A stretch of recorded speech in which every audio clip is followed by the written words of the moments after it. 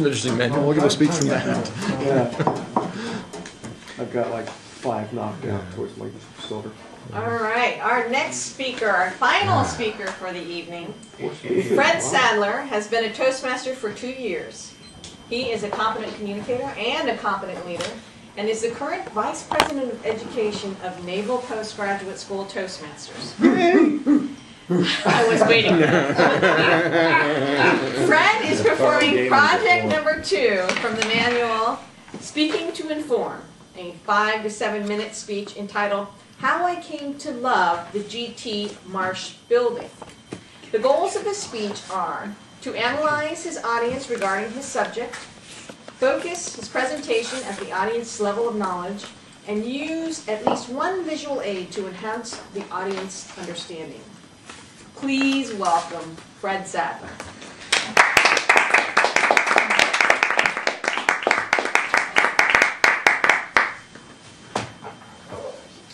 Thank you, Madam Toastmaster.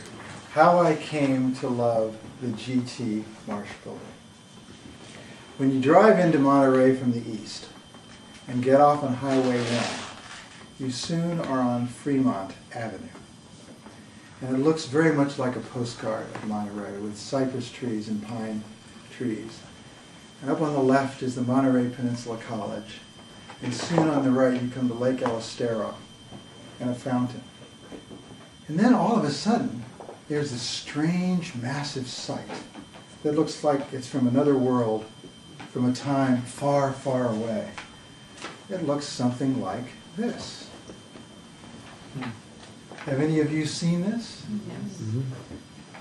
Have any of you been inside? The antique store. There's another view. In this view, it looks like it has eyes and and a face. This is the Gt Marsh Building. And it is from another time and place. It was built in 1927 by the Australian businessman, Gt Marsh, and it was one of 5 big stores that he had in California to sell Asian art. And it was very successful, and for those of you who've lived around here, it's been an icon of this town. I remember seeing this when I first came to Monterey in 1981 and drove by it frequently, but never went inside. I just gawk at it and wonder about it. And then about 7 years ago, because of an ad in the newspaper saying, Marsh is closing, we're selling everything we have, my Japanese sweetheart and I, she is now my wife, Eddie, came to the sale and looked around at this extraordinary building with a Japanese garden on one side and a Chinese garden on the other, and this big central atrium filled with the remains of a great gallery.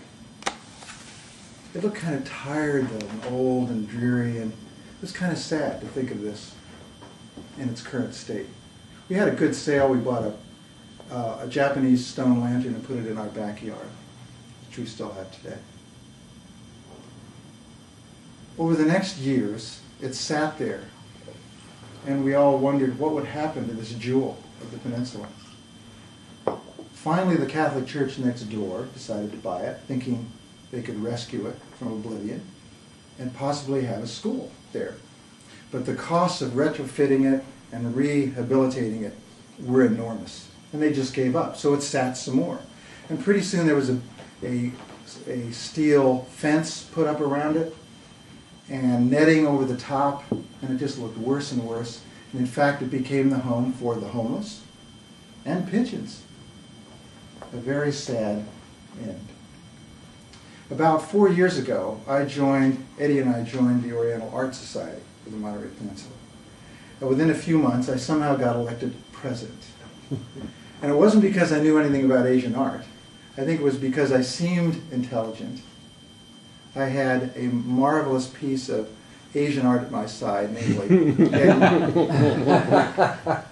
and I was at least 20 years younger than anybody else in the group, so they thought I might live out my term. A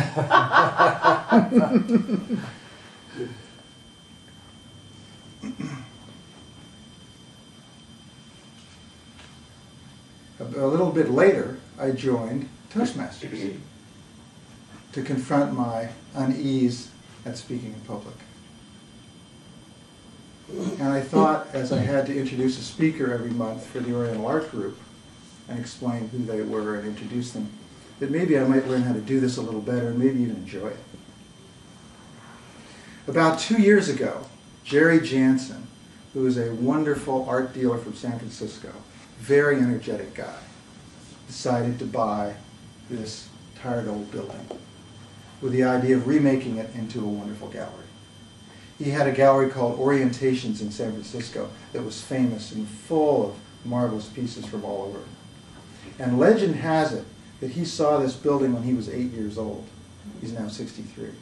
And said to his mother, "I'm going to buy that building someday." So over the last 2 years, he and some friends and some helpers have been working like crazy on the roof, on the structure, rehabilitating the whole thing. He's brought all his art here, and he has now reestablished it as a gallery called Orientations at Marsh.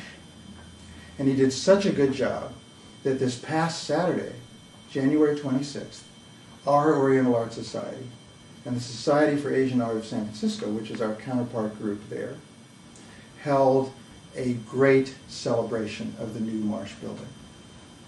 It was all lit up, beautiful, elegant, all the pieces laid out. The gardens looked better. We were dressed to the nines. This is an invitation for our party, designed by Eddie, in fact. 160 of us came together to enjoy this moment. Many of these people from San Francisco knew Jerry Jansen there for many years. The Master of Ceremonies turned out to be me. I gave a presentation about the building. I introduced other speakers. I gave some awards. No notes, no ahs, no ums, as far as I know. No microphone. And I actually enjoyed it. My 5 minutes of fame apparently went very well from what I hear. So I'll always remember Saturday, January 26, 2008, for a wonderful evening of the renaissance of a beautiful building, beautiful art, good food, new friends, old friends, and how I began to enjoy public speaking.